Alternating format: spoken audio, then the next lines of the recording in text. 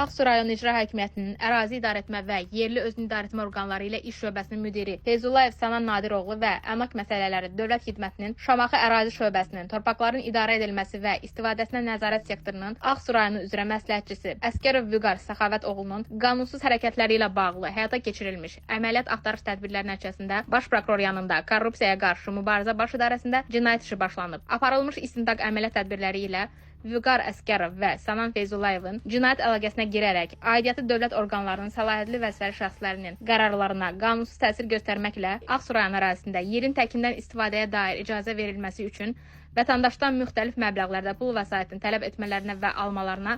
əsaslı şübhələr müəyyən edilib. Toplanmış ilkin sübutlar əsasında Vüqar Əskərov və Sənan Feyzullayeva Cinayət Məcəlləsinin 312-1.1-ci, yəni nüfuz alveri maddəsi ilə ittiham elan edilməklə müstəntiqin vəsadəti və ibtidai araşdırmaya prosesual rəhbərliyi həyata keçirən prokurorun təqdimatı əsasında Binəqədi rayon məhkəməsinin qərarı ilə ev dustaqlığı əsas və vəzifədən kənarlaşdırma əlavə qətimkan tədbirləri seçilib. Hazırda cinayət işi üzrə bütün halların tam və hər tərəfli araşdırılması davam etdirilir.